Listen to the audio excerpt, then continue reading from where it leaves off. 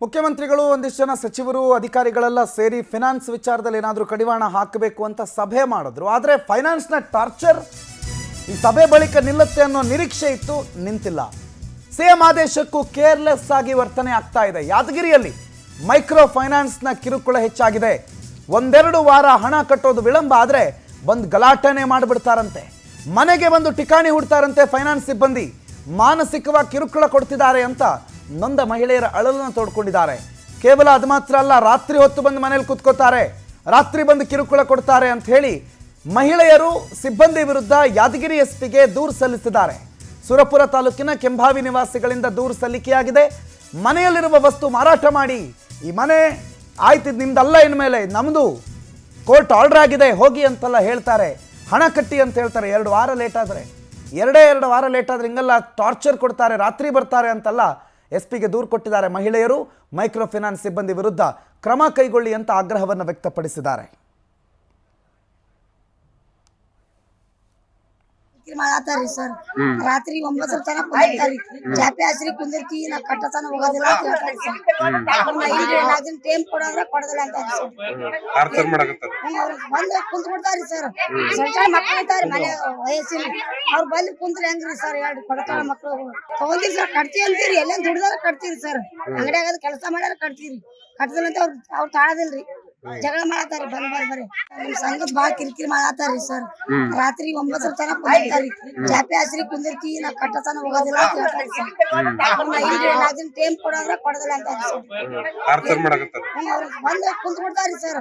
ಸಣ್ಣ ಮಕ್ಳು ಇರ್ತಾರಿ ಮನೆ ವಯಸ್ಸಿನ, ಅವ್ರು ಬಂದು ಕುಂತ್ರಿ ಹೆಂಗ್ರಿ ಸರ್? ಎರಡು ಕೊಡತಾಳ ಮಕ್ಳು ತಗೊಂಡಿರಿ ಸರ್. ಕಟ್ತಿ ಹೆಚ್ಚಿನ ಮಾಹಿತಿ ಕೊಡ್ತಾರೆ. ಫೋನ್ ಸಂಪರ್ಕದಲ್ಲಿ ಜಾಯ್ನ್ ಆಗಿದ್ದಾರೆ ಮಹೇಶ್.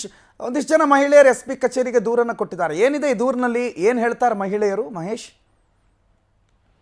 ಎಸ್ ಪ್ರಣುತ್, ಯಾದಗಿರಿಯಲ್ಲಿ ಇನ್ನೂ ಮೈಕ್ರೋ ಫೈನಾನ್ಸ್ ಪ್ರಡಂಭೂತ ನಿಂತೇ ಇಲ್ಲ.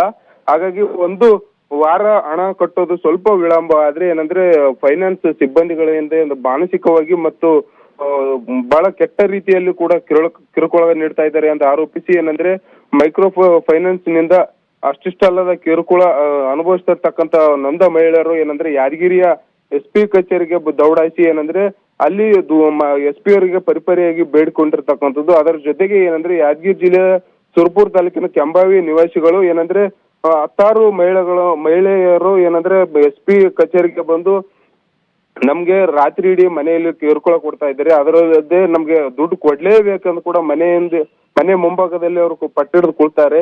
ಹೀಗಾಗಿ ನಮ್ಮ ಮನೆಯಲ್ಲಿ ವಯಸ್ಸಿಗೆ ಬಂದ ಮಕ್ಕಳು ಇರ್ತಾರೆ, ಮತ್ತೆ ಹೆಣ್ಮಕ್ಳು ಇರ್ತಾರೆ, ಅವರೆಲ್ಲ ಭಯ ಬೀಳ್ತಾ ಇದ್ದಾರೆ. ಹಾಗಾಗಿ ನಮ್ಗೆ ಸ್ವಲ್ಪ ಅವ್ರಿಗೆ ಏನಂದ್ರೆ ಕಾಲಕೋಶ ಕೊಡಿಸಿ, ಇಲ್ಲ ಅವ್ರ ಮೇಲೆ ಕಠಿಣವಾದ ಕ್ರಮ ಕೈಗೊಳ್ಳಿ, ನಾವು ಅವ್ರಿಗೆ ದುಡ್ಡು ಕೊಡ್ತೀವಿ, ಅದರಲ್ಲಿ 2 ಮಾತಿಲ್ಲ.